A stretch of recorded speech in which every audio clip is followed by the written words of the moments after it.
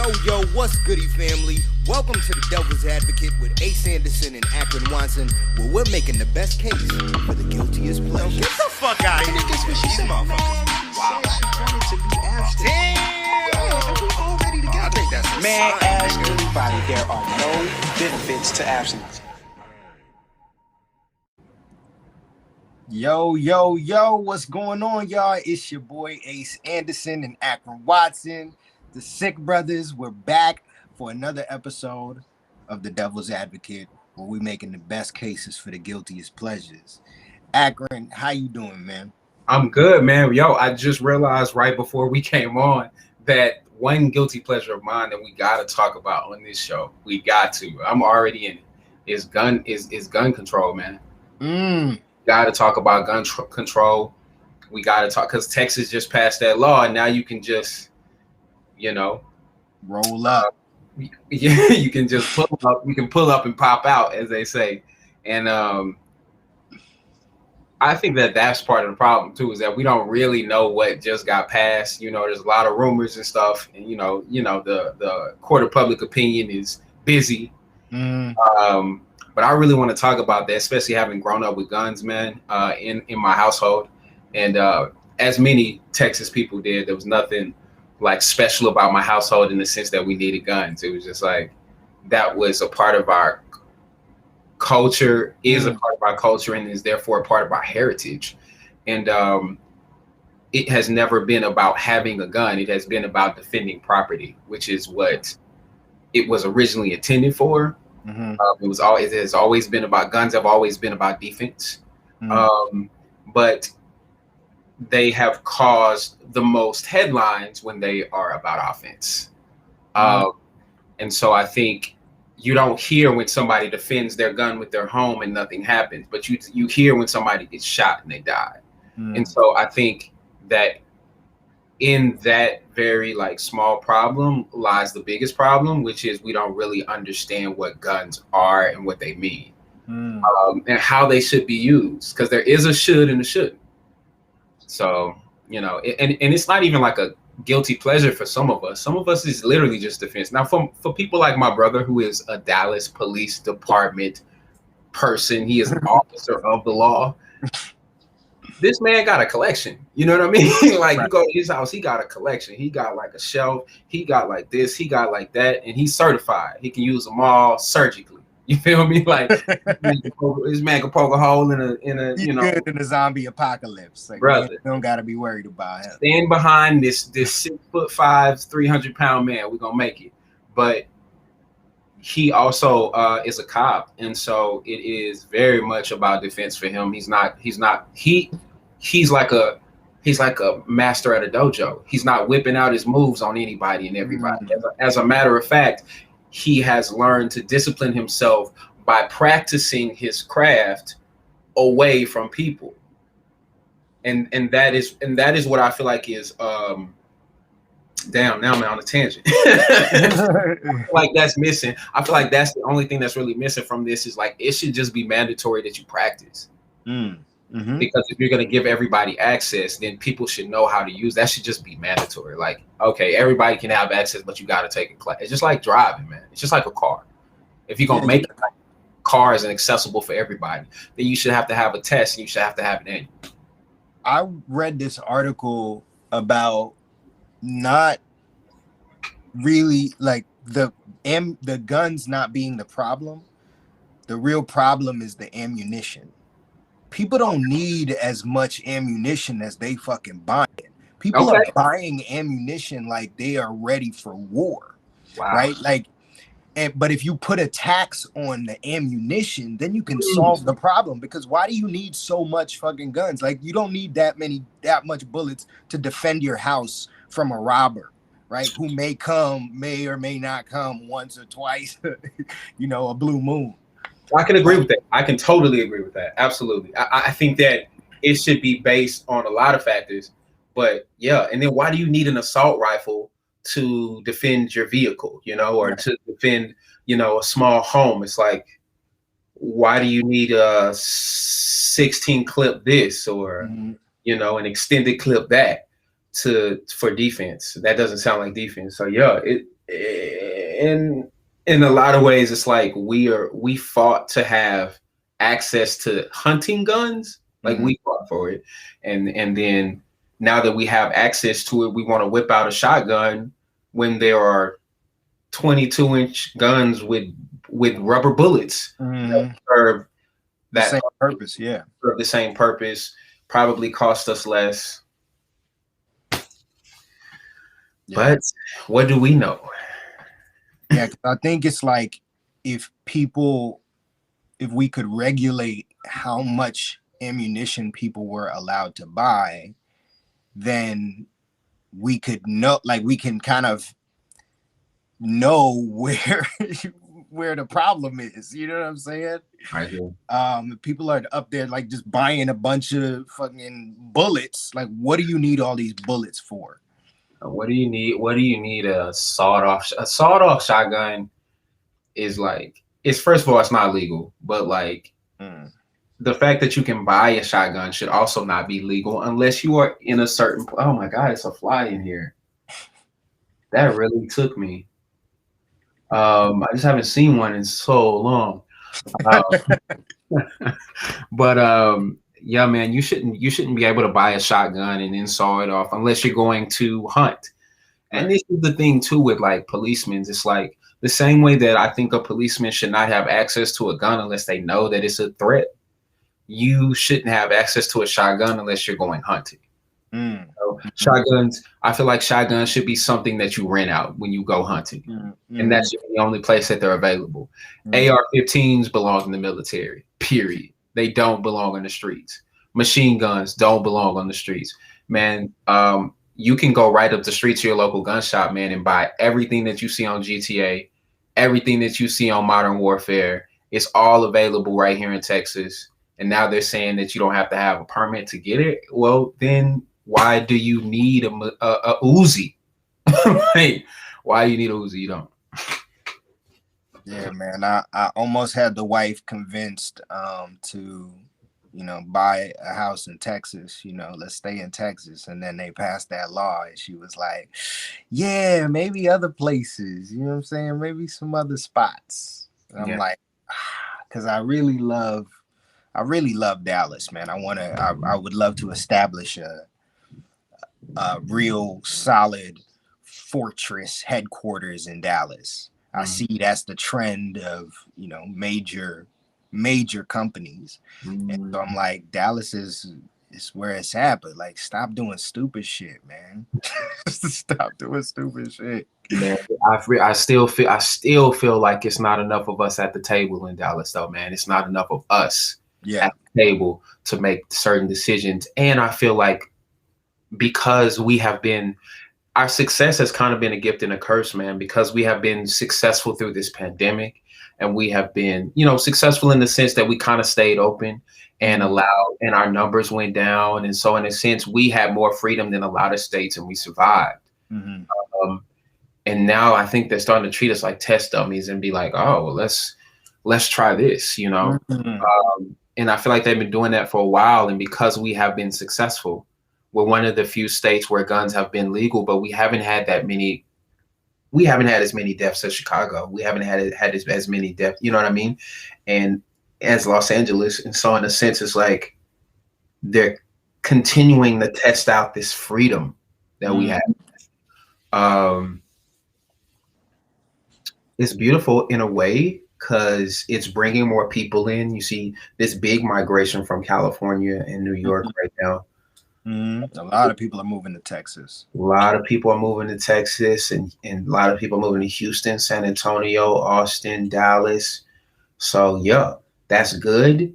But with that, I think we're going to experience about 10, 15 years of like trouble. Like, let's figure it out. It's like figuring it out. Yeah, because in a way, what I think is gonna happen is that all the people from outside of Texas are gonna come to Texas and discover how amazing it is. And then the people in Texas are gonna be mad that they didn't lay claim to the discovery first. that we thought we had to go where they were to do something, not thinking that everything that they wanted was right here. And then we gonna be mad because now they gonna be here. Yeah. With their LA money and they money buying stuff up. It's happening right now, man. Like I just drove in from LA, man, and I rented a truck to bring all my artwork. So I was collecting for a while. I stopped during the pandemic, and I said, you know what, this part of my life is on pause because now I need to get to work. I'm not collecting anymore. Now I'm just putting all my money in a pot and saying, where can I work? Where can I, can I work in LA? Can I work? I'm traveling with that money now, doing everything with that money but buying art. And so I drove all my art here, and it cost me $800 to rent a truck and take it from LA to Dallas, but it costs $230 to drive from Dallas to LA. Wow. Because they see the value now in the migration, and they're like, oh, cool. So we gonna charge y'all more in ticket prices to fly to Dallas, truck prices. Like now Dallas is like the spot. Wow. Wow. So and prices are starting to drop in LA everywhere, all over. People are scrambling to find new people to rent spaces. The building that I'm was living in is now at 30% capacity. Wow. Which means that if there's 2 towers, it's like the bottom half of the first tower is almost full. Wow. And so they're losing money, man, hand over fist. And then they're coming down here and they're spending $200,000 on what they would have spent 2.5 for there. We just had a couple move in down the street from my mom's house, man. They are so invested in this new life. They have bought cowboy hats, cowboy boots. They bought yeah, they down here like, we can't wait to ride horses.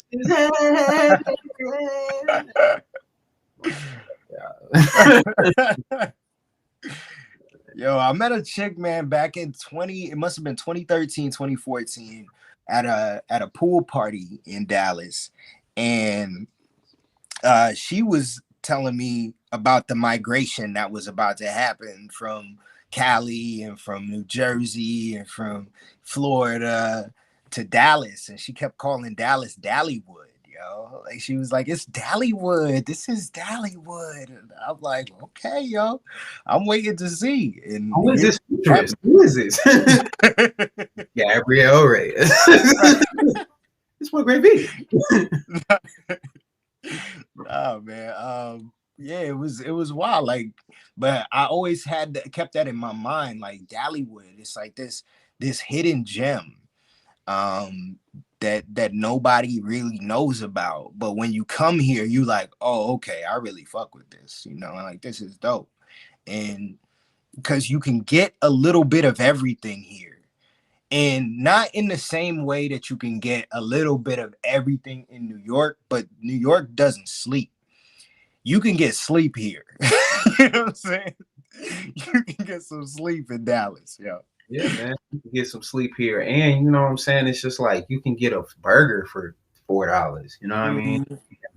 You can do so much here, man. And like, I'm so excited though, honestly, man, because like I feel like people like us are about to get money poured onto us. Like, yo, fucking dumb. I feel like everybody's just gonna be like, who's hot here? Who's been hot? Oh, yeah, that's whatever they're doing. Like, let's invest in that. And so I got friends who've been doing events for years, who've been waiting on time like this. And I'm like, I'm low key living in 3 states right now so that I can take part in this community specifically. Cause I'm like, RC and the Grits, doing something we used to just be about this community. But now, some cat from LA about to be like, what is this? And something happening at the Dallas Children's Theater now, or something at the Dallas Theater Center is gonna have LA execs just like I live right there, Yeah. You know, so I'm excited for Dallas Theater Center. I'm excited for all the musicians in town, all the dancers in town. The dance scene is about to blow, man. Because so many dancers from LA are like, I can go live in Texas for cheap. I've been in LA for 20 years, so my resume speaks for itself. And I can start teaching dance to these thousands upon thousands of kids from Texas now. What? I'm about to clean up. So yeah, man. And I'm trying to get on the ground floor, all that. You know? Yo, if you are an artist, man, Dallas is where you need to be looking into for your next moves, yo. Like, this is where the money is. This is where the resources are. Like, there is plenty. There is plenty, man. And it's not stopping. And people who are here that take initiative and get projects done, like homies that's doing the Wash series, bro.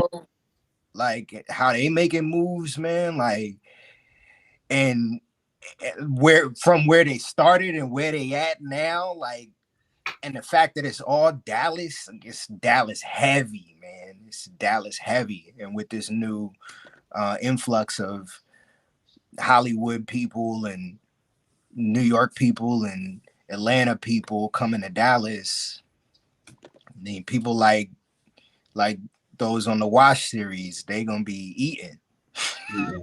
They just got nominated, man, for a daytime. Yeah, man. Yeah. Crazy, bro. Like, it's wild. Congratulations to them, man. Congratulations. Internet series, it turned webisodes, turned daytime Emmy nominated show. Wow.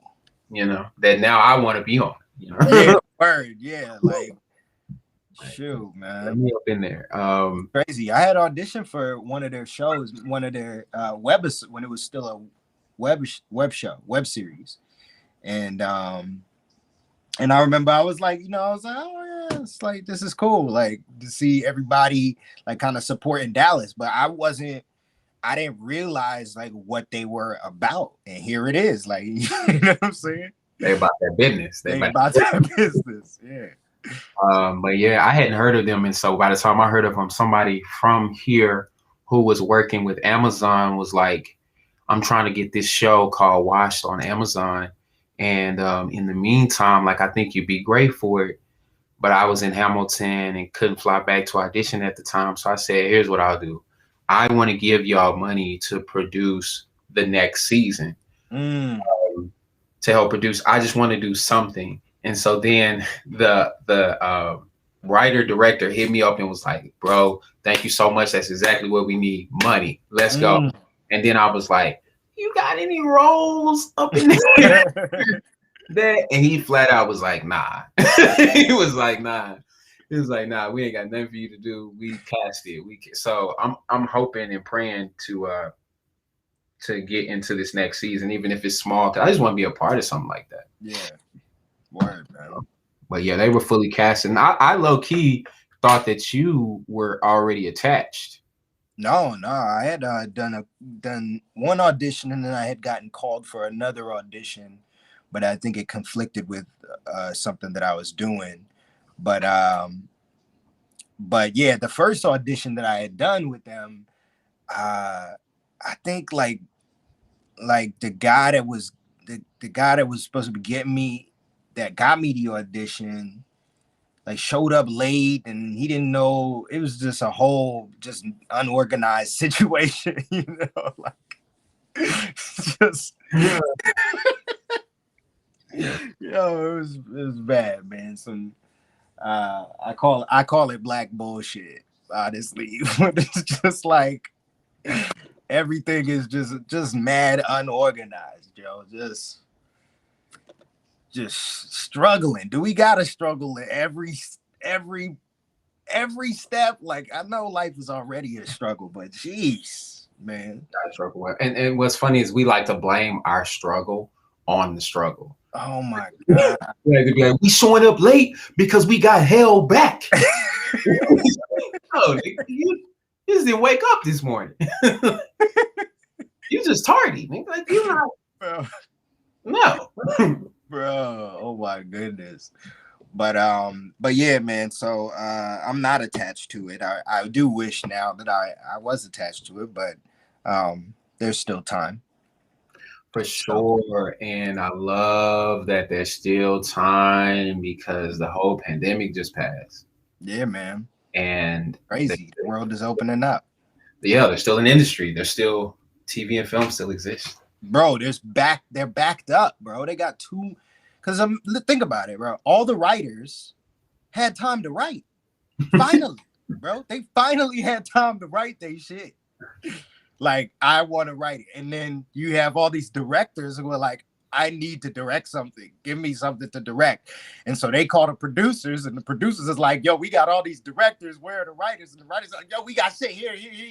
Here's all the. And so everybody's trying to produce. We're backed up on shit, bro. We're backed up.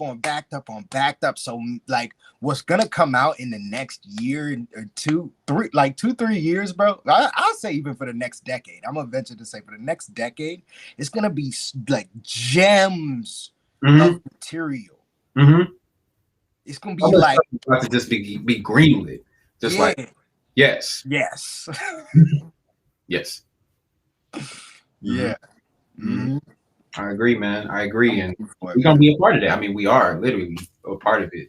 Yeah, as we speak, literally. So I can't wait for some of our projects for people to just be like, absolutely, we have been waiting for Blackout. You know, we have like, and that's crazy that you say that too, because the more I watch films, man, I watch like I told you I've been watching Rush Hour. I watched Rush Hour 1, 2, and 3, bro, in the past week.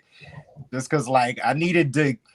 We used to just you just shit. You remember the time when movies just used to come on the TV and play in the background and nobody would watch them?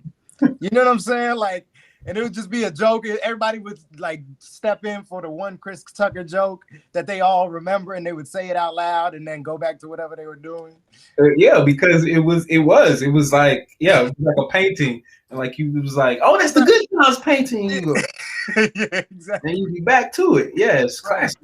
Yeah, man. So like I found myself like wanting to get into that habit again, like just put the TV on to just for busy work, you know, like just to keep your mind on something light. It doesn't have to be anything serious. A movie you watched 1,000 times, you don't have to pay attention to it. And that's been really nice because I've been realizing all the characters that make up who I am, like what I've been, you know what I mean? Like watching Chris Tucker and Chris Rock and Samuel Jackson and Will Smith and Eddie Murphy just act in movies. Like that's my first understanding of acting, and seeing their humor and like their like watching people laugh at their jokes and then me laugh at their jokes, and then now me as an adult still belly laughing at their jokes. I'm like, oh, that's what I've been missing. Like that energy is what I want to infuse that into my acting, into my creation, into my storytelling. And so it's been so nice to have it playing in the background, but I'm also realizing that they were the age that I am now, making that type of stuff. And I'm like, I'm in the perfect position to make that type of stuff, that type of inspirational, motivational, funny, comedic, dark, all of that shit stuff, like all of those capabilities. And so when I'm thinking about, as we're writing Blackout and as we're talking about a lot of these stories that we want to tell, and, you know, the reality show, and just I'm thinking about everything, all my auditions, I'm like, yo, I'm invoking all of the spirits of these, you know, they're not dead. Fortunately, they're not dead, but like the spirits of these ancestral comedians slash actors who have made me the type of actor that I am, or, you know, and I'm ready to like create on their level. Like I feel like I have all the tools to build. Because like when they were coming up, they didn't have them. You know what I'm saying? They didn't have. They couldn't just turn on Netflix and shit. They had Sidney Poitier, nigga. That was it. They was like Sidney's gone. It's like, that is it. Yeah, and Paul Mooney. And Paul Mooney, you know. Yeah, man. Seriously. Like it was like 10 of us. I feel like it was like 10 black men. Word. And they were like in everything. It was like Ving Rhames and fucking but I mean before Ving Rhames though, I feel like it was like Sidney Poitier, Paul Robeson, Paul Robeson who also sang Harry Belafonte. Okay, yeah. Harry Belafonte, who was like the light-skinned guy of his era. He was like the light-skinned man of his era. Sinbad, bro. I just watched Sinbad. I watched today. I watched what is it? Sinbad, where you been? Oh, the comedy special. Yeah, the comedy special, bro. Okay. That joke was mad funny. I think it came out like 2008, 2009. He's funny. Bro, Sinbad is hilarious, and what I love about him is that my parents love him because he doesn't curse. And I'm like, but it's so funny, like hard when somebody could just make you laugh hard, bro. Mm-hmm. Just the way that they live their life is just funny, mm-hmm. You know. Well, I love Sinbad, man. Is I could watch him in any movie, and he was Sinbad. It was just like, yes, it's like Liz Michael, bro. Yeah. Yeah, it's like she get paid to be a big black woman. Like, yes, that's who I am. Like, yes, man, hell yeah. And she puts so many layers on what America knows to be black women. Mm-hmm. And still, she can come in as a black woman and show you sensitivity, and you'd be like, "Ooh, I'm trying because I can relate to that, and so can this black woman." Mm-hmm. Yeah, I love that about Liz, man, because when I first met her, I was intimidated. If nothing else, we were the same height, and I was just like, what's happening? Like, why is she so tall?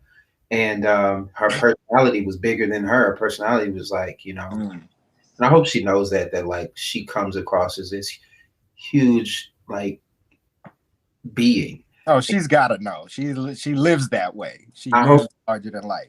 Yeah, man, because in no way am I talking about her size as much as I'm talking about her, like, the magnitude that is Liz Michael. Yeah, absolutely. But then after sitting with her, I realized not only is that who she is, but, like, it's also a really good thing to be around Liz is, like, she will just, like, pick you up off the ground. Mm-hmm. Baby, what is it? What come in? Well, come in and talk to me. Well, close the door. Well, let's talk about it. With it, it's the well, but you know. Yeah. Yo, you know what's so interesting that you say that, because like Liz, Sinbad, Chris Tucker, bro, Eddie Murphy, son, they have this quality, this ability to keep the moment serious. But laughable. It's like there's still humor and there's a lightness to it. It's like if you watch Rush Hour, you got to go back and watch all the Rush Hour movies, but like just the first two especially. Like Chris Tucker has a way of, it's supposed, like, the moment is serious. Look, like, we're probably all gonna die, but it's so serious. Like, we're not gonna let ourselves lose the comedy of it. Like, the fact that this is funny, you gotta laugh about this shit. Like, how the fuck did we end up here? And they can take it to that moment, just like how you said, Liz comes in, oh baby, what's going on? Oh, I can't believe it. Just, she has this energy that it doesn't have to be so weighted. It's like, we can still call this a comedy movie. It might be a serious moment, but we could still live in this genre. She makes me feel like she's, as a character and as a human being, Liz makes me feel like she is going to somewhere and coming from somewhere, but no matter what's happening right now, it's not the end. Like, we are going to live through this. We're going to get through this moment right now. And if you're there with her in person, she's there to guide you. But I feel like as a character, when she's on, she's like leading the way. It's like as soon as she comes in the room and she's like, all right, the story's on me. So let me tell y'all where I'm going, where I came from, and where I'm going without saying a word. You know, it's like that. Like, tell me you're a good actor without telling me you're a good actor. And you just show a video of Liz, you know. Boop, boop. Oh, point A, point B. Got it. You know, I love that through line. She's, you know, she's unselfish, completely selfless in a scene. She's giving, and that's wonderful too. She's just a wonderful actress. Yeah, man. I love working for her.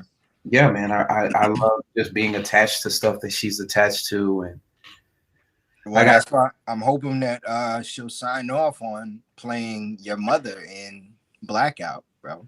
Oh my God! Wow. Like, wow, man. She played my mom actually in a commercial one time. Oh yeah, so now we're what do we call it? Irish twins, Irish brothers. Oh, did she play your mom in something? Yeah, she played my mom in Sweat. No, oh my God, I would have loved to see her in Sweat. Yeah, man, she knocked it out the park, bro. I would love to see you in Sweat though too, man. Yeah, I auditioned for that role on Broadway, and so I know that is like. Yeah, G saw it on Broadway, and she was like, "I would love to see you in this part. Like this part was for you." Then you were in it. Yeah, then I was in it like a year later. But that's how it works, man. That was crazy. That was my first lead role at Dallas Theater Center. Nice. Everything else was like supporting, like I was supporting the story, and not to say it wasn't like a major part or anything, but that was the first play that I had an arc. It seemed like you were doing a lot of ensemble stuff prior to that. Yeah, man. And not ensemble proper stuff, like the last ensemble show I did was at Carmia Theater, and this is no offense to David. I love doing it. It was a blood wedding at with Carmia. I didn't see but after doing that show, man, I was like, I can't do ensemble shows anymore. You know? like I was like, I'm done playing ensemble parts. Just like, yeah, I want some meat. I wanna chew on some words and tackle a story, and you know, like I'm, and that's how I know I feel like I'm built for a lead part, not just to play in the background because I want to step in. You know, it's the same reason I can't watch basketball.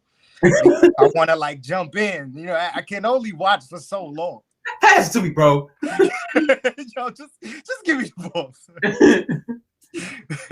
I didn't know you felt like that about basketball, man. Yeah, man. It's the same. It's like I love watching sports, but I love playing sports more. So if I'm not gonna play it, then then why watch it? It's kind of that feeling. I feel you on that too, bro. I feel like I kind of got sized out of basketball, in my opinion. Like I feel like point guards are my size, and I definitely don't have the handles for that. But football is a sport that, on a collegiate level, I would not have wanted to play. But on a collegiate level in football, bro, it is. They don't tell you, man. It's ruthless. It's ruthless. You fall into a pile and you liable to get your eye pulled out. Like, you know, it's just ruthless. And the sport itself is already ruthless. It's a bloodthirsty, blood hungry, freaking concussion-filled thing. But if I could have played in college, then I would have played in the league for sure. Because the NFL looks, it's like, oh, I could just barely get tapped and fall and like $1 million that year. You know what I mean? And I love football, man. I love contact sports. That's why I gravitated away from basketball. I enjoyed football more than basketball too. Yeah. I played when I was in 6th grade, I played on a varsity, like a recreational varsity team, and then I tried to play again my freshman year, and then I had a heart murmur, and I passed out on the field, bro. I'm like out there just fucking passed out. And my mom took me to the doctor. You know, they told me everything that happened. And then I went back and told my coach, I was like, yeah, the doctor said he recommends I probably shouldn't play, but that wasn't true. I was actually able to play. I was like, fuck this shit, bro. Like everybody on that team, bro, they were all meatheads, bro. Just like football, yeah. Bro, my freshman year, bro, my freshman year English class, everybody's introducing themselves. And one of the kids says, oh yeah, my name is Atron, and I love football. I eat football, I sleep football, and football is everything. Football is my life. And then and everybody, son, like that was the shit. That was them. Like football is your life, son. I guarantee you he's not playing football right now. I guarantee you he's doing exactly what his dad was doing, which is coaching the football team. But I bet football is still his life. I bet it's still. I mean, you know, it's a gift and a curse, bro. Because for the athletes, like I feel like Jamie Foxx should have played in the league, right? Because that man actually can throw the ball. And he's got good handles. He's got good legs. He played football in high school and could have played at a college level. And so he got tape. He shows tape sometimes, like, look, that's me, and he's killing. So he really was Willie Beeman, you know. But football wasn't his life. I think that maybe he got hurt at some point, and he was like, all right, what else is there to life? And I think that if you're not open to that, you know what I mean? If it's like, I mean, we all saw, we didn't all see it, but like in Friday Night Lights, it's the best example. Like Boobie Miles, you know, like he was coming up as like the best thing in football, but you can hurt yourself in football like that, and then your whole career changes. And like that mentality, football is life, cannot exist with that type of liability in place. And but people think that they have, or people used to think, I think people are getting out of that, honestly, of thinking that you have to be solely about the sport in order to like play it at the level that you need to play it on. You know, there's parents who like come in and they're like, man, I fucking want my son in the league so bad that basketball is going to be his life. But then, man, in Texas especially, I meet parents who are like, yeah, he also is good at this and this and this, and like football is going to get him into college. College is going to take care of him for the rest of his life. You know, and I think that that's the great mentality to have, because football will get you a scholarship. Athleticism will get you, open some doors. Yeah. I don't think I mean, we know the numbers now. It's like what, 5% a year that come from the college level into the league. You know, it's like 1 or 2 players a team out of all the teams are actually going to the league. There's walk-ons that you can do years after that, but man, yeah, I don't even think that that's like feasible or smart to be like, oh yeah, football is God. Acting ain't even God for me, bro. I walk away from this shit in a minute. No, I'm just playing. But to get a scholarship for the sport, you basically would have to stay in the sport in order to maintain the scholarship, right? True. You gotta play. You gotta play those 4 years that you're there usually. Right, and so that's kind of like, that's a lot of time and money. So you won't be able to really get like a doctorate. You gotta be really wanting to work if you trying to, you know, also do pre-med or be a lawyer or anything other. Like if you want to do any other thing seriously, like you can't really make football your life. So then it's kind of like, why did you end up playing to get into college where you would have to do it anyway? I don't know. I think the amount of athleticism just doesn't. The amount of athleticism that you can have to play football doesn't outweigh the liabilities and the possibilities of getting hurt and never playing again. And so I don't even say you need to have a plan B. I just think that you need to keep your options open. You need to be. I say go to school for dance, bro. Like if you really want to, get some athleticism, bro. Like, son, if you watch those freshman men, bro, they transform from boys to senior men. Like I their agree. bodies, like I'm like, holy crap. I agree. One dude, Dexter Green, bro. My man was a wimp coming in freshman year. So I will go as far as to say this man was scrawny, bro. By the end of freshman year, by the end of senior year, bro, this man was brolic. I'm looking right now. Muscles I didn't even know existed.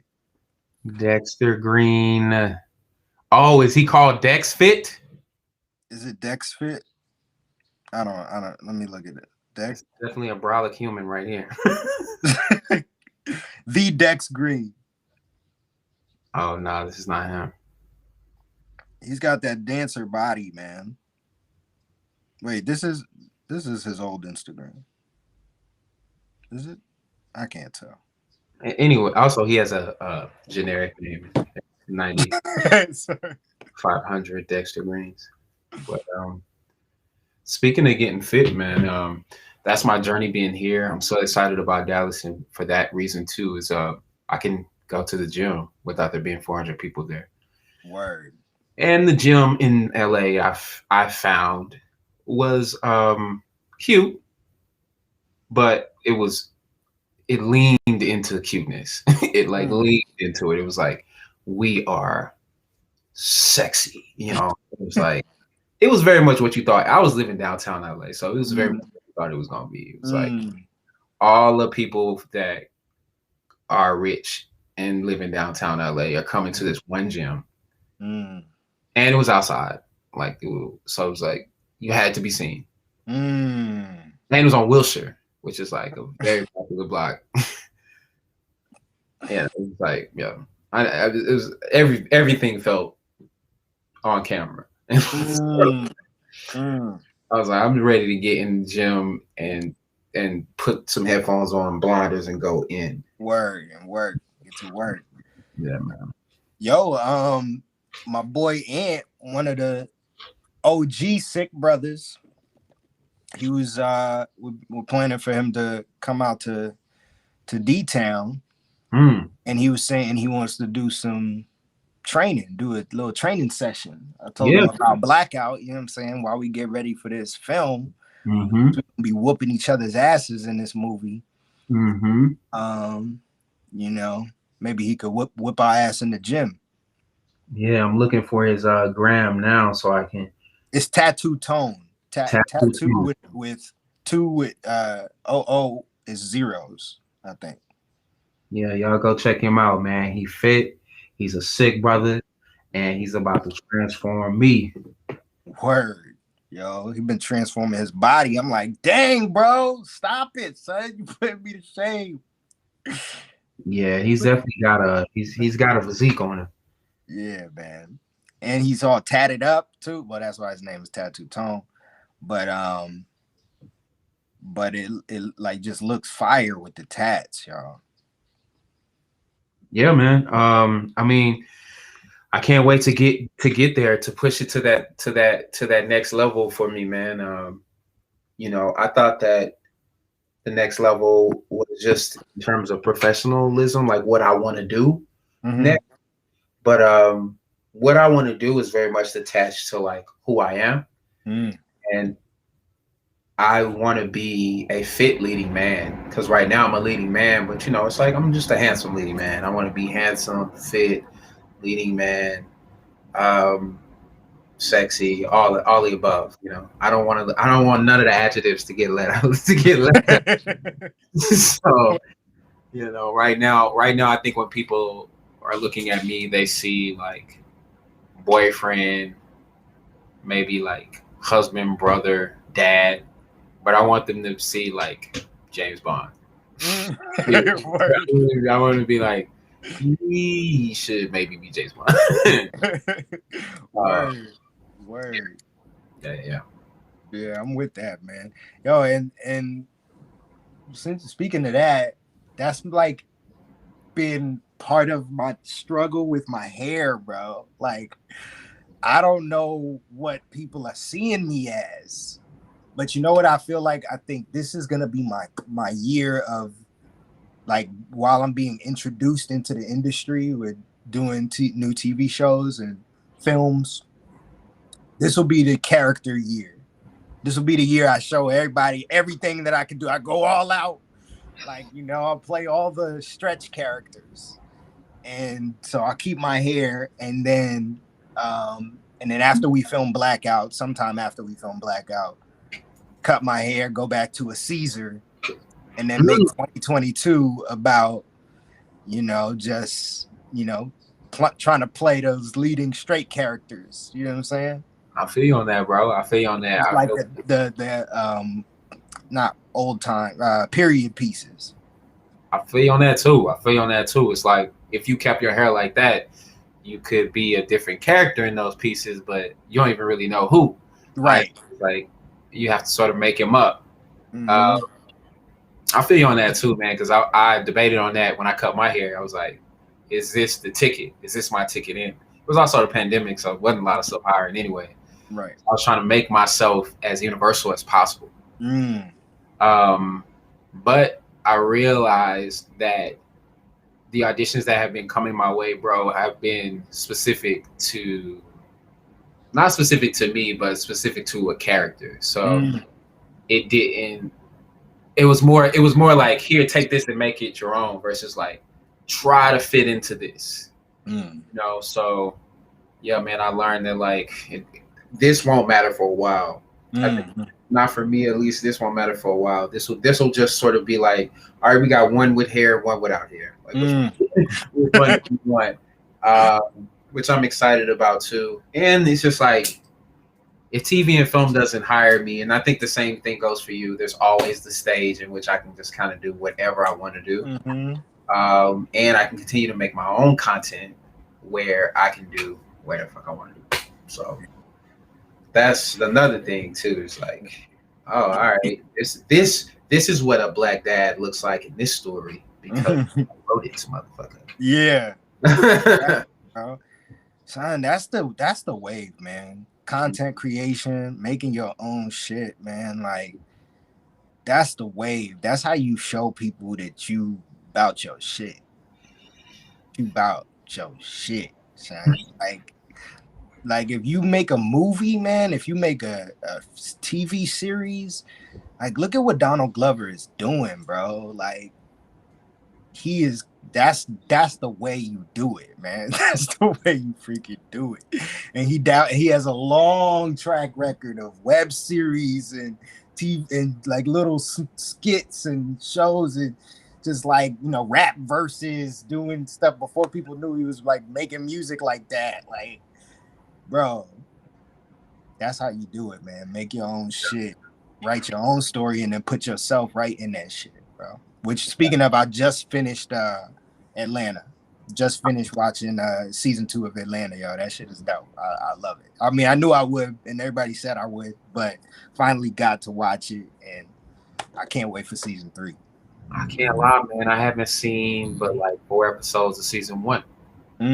Yo, it's good, man. What's nice, like it's 30 minutes, you know, if that. Some of them are like 22 minutes, 23 minutes. So like just playing it, it's like, what's nice is that it's a linear story, but it's still episodic, where you can watch each episode kind of individually. But it still feels like you're kind of watching a plot unfold while also just seeing a slice of life.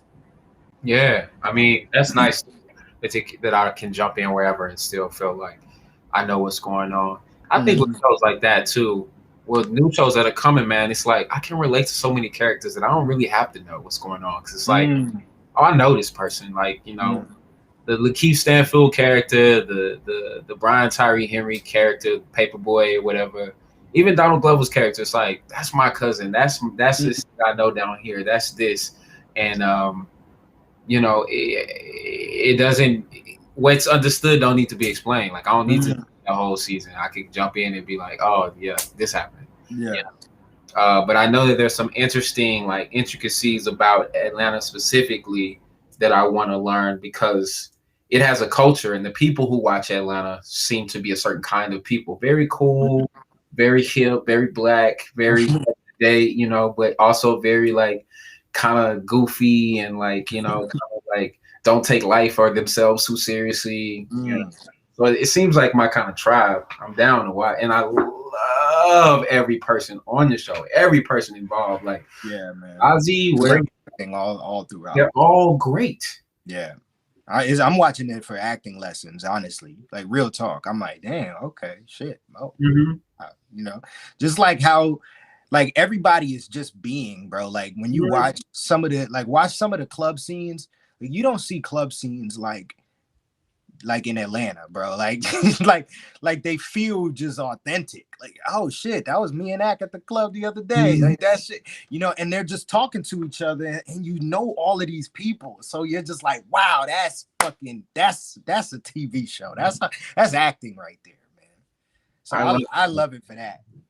I love Donald Glover in general because I feel like he's constantly doing that. He's constantly like trying to take situations that maybe have been done wrong and just doing it right. Like this feels like, let's take a Atlanta hood show and do it right. You know what I mean? Like, let's be as realistic about it, and in places where like the realism can be comical, like let's make it funny. You know, let's not take a person selling drugs too seriously. Right. Because like in the hood, it's still going on and it's still funny. You know. Yeah. You know, for the people who are literally experiencing, it's like, yeah, he doing something bad, but that nigga funny. You know? So I was about to say his name, but somebody in particular that I used to hang with reminds me of Lakeith Stanfield's character. Those I watched, because he was just super cool, down to earth, but like he was clearly up to some gangster shit. Yeah, always, you know. Yeah, but just like one of the coolest, nicest, funniest human beings I had ever met. But which brings up like the reality show and like what's still happening with that. It's just like we just finished our last shooting of the sizzle for the reality show. Yeah. And now we're compiling this story crafted by a reality show expert to sell it to some reality show geniuses to make reality show money. Right? But my realities have been up and down over the last 10, 20 years. And so like it was hard for me to talk about some of the guys I used to hang with and what we used to do, because it felt like I was like selling out, and it felt like I was selling the story for money. And it was like not a part of that life anymore, so I shouldn't be talking about it. You know what I mean? And then to look at it now from this perspective, it's like, what the fuck were you doing? That was so stupid. It was embarrassing. But that's my truth. That's my truth. That's our truth. You know, that's his truth. And like, I can't be afraid of that. Right. I don't want to be. Yeah. And it's actually a gift that I can pay off of that, off of the stuff that happened, and that I can share that story and like it inspires somebody. Fingers crossed. Yeah, man. Yeah, that's interesting that you felt like that, man. Yeah, it's tough because it's like you get detached from. It's like you being like, I used to be a college football player, and now you know I'm a stay-at-home dad. You know what I mean? Like, it might be hard for you to talk about your time in the game because it's like, yeah, I mean, you know, I wasn't getting paid, and it was college, and it was fun, and I did this lot of stuff. But then, like, you know, I didn't go to the league. I did this, and so now to talk about football feels a little awkward. To talk about stuff that I didn't have to do. I didn't have to do that stuff. I chose to do it. I was curious. I was curious about the street life and the drug life and all that stuff. I had a good home at home, and I was like, what's that over there? Then to be successful now and talking about it, and to have a whole show sort of like based on my transition from that to this is like, oh God, I gotta relive when I was on probation for so stupid that I could not leave the city, you know, and have to talk about that. To have to talk about that again, something I'm not proud of I worried so often, man, that Dallas Theater Center was gonna look up my my record. Mm, Oh no, you can't work here. And I had, I would have mm. crimes. And honestly, that's another thing too, man. Everything that I've been arrested for is now legal in certain states, most states. Wow. I was mostly arrested for marijuana. Wow. And and I mean there was like occasional fighting and stuff that I would do. And like Mm. I always Fighting's legal now. Don't worry about it. no, I'm just saying, it was like I was on probation for weed, but then I violated my probation for fighting. It's like now, would I have even been on probation? And then would the fight have even occurred? Would I have even got it's just so many factors now. And it's like, would I have got kicked off American Idol now for a doobie? Mm-hmm. You know what I mean? Like Mm-hmm. now it's like, nobody cared if you got some weed on you, nigga. Like, can you sing or no? Like, Right. Yeah. So, in a lot of ways too, it's bringing awareness to that there are people still in jail right now for marijuana in Texas. Meanwhile, just two states over in LA, they could be living like kings. Yeah. So there's that. Well, man, like I think in telling your story, find ways to keep it light, like Liz Michael and Chris Tucker. Find ways to make fun of it, make people smile. Like, yeah, at the very least, like make a funny voice with it. And, I don't know, like what the fuck ever. I'll do everything I talk about in that lifestyle. It'll be animated with characters. Word. It'll be like stick figures, like show them like a little dollar sign and then like a little marijuana sign and like. But yeah, I wasn't that guy either who was like just selling bags on the street. I was like, I would buy weed to possibly sell, and then like 2 days later I'd be in jail for it. Like, I was not a good criminal. I was sucked at it. Oh shit, man, that's funny. Sucked at selling weed. But yeah, man. Now I'm getting hired to do LA movies, man. So exciting. It's dope, man. Everybody's got a story, and it's not a sin to tell yours. Thanks for saying that, brother. Yeah, absolutely. He said that. Well, man, we're coming up on an hour.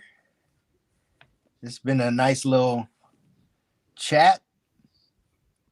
I like that, man. Like, so we talk about a little guilty pleasure. Yeah, that's cool. It's like we're so used to like having so much shit to do. I know, man, bro. Like, so for those of y'all like who are following along the journey, you'll notice that Akron and I have gotten much more relaxed about the show over the several weeks because we realized this show was stressing us the fuck out every week, man. Just like there's just we kind of put it on a pedestal, like the show, and we want to treat it in such a way where it feels like a job, but it doesn't feel like work. And so it has felt like work for a long time. And I feel like over the weeks, we've figured out ways to at least make it work so that it doesn't feel like work. I think even more of a balance is coming, man. I really feel it because it's funny. As you become more relaxed, I become more like, wait a minute, we have a show, show. And people have been coming to me, man, and saying, you said this in week such and such of your show. And I'm like, what? You saw that? People that I know weren't watching the show at the beginning. So it's gaining the traction that you believed in from the very beginning, and that I sort of have been like, is it gonna bring traction? Is it gonna be a thing? It's like, oh wait, it's a thing. It's already a thing. And now Ace is becoming relaxed. Oh shit. So I'm excited to find a balance. I'm still excited, man, for somebody to reach out and be like, I want to help y'all with this shit. Word.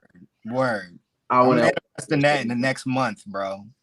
You looking for that in the next month? I'm manifesting that. I'm gonna just put that out to God and let God do his thing. Lord, that we have been dedicated and committed to this. Some of us more than others. We figure this thing out even more. Just send somebody to run the show while we do it. Send somebody to make our posters every week. Preach it, Jesus. Preach it, Jesus. Send us a stage manager to make us go to meetings. Yes, Lord. And if nothing else, God, just give us a subject. Is it 24 hours in advance of the show?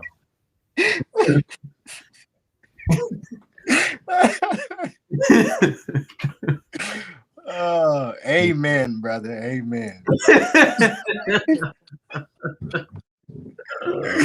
Oh, shit. Well, ladies and gentlemen, it has been such an amazing session this week. We hope that you learned a little something as we make the best cases for the guiltiest pleasures. You're here with Akron Watson and Ace Anderson. We're the next big A-list movie superstars. I don't know. I'm spitballing. I'm like, aren't we? Like, hello? Yeah. What? Like, yeah. Nah, Yeah. I mean, like, aren't we? No, like, come on. I mean, yeah. Exactly. I'm the next generation of sexy black man in Hollywood. Period. There we go. And I'm the same thing, just with a little cream at it. Yeah, I mean, you know what I'm saying? Your skin is glowing today, man. You were glowing up, literally. Us. Come on.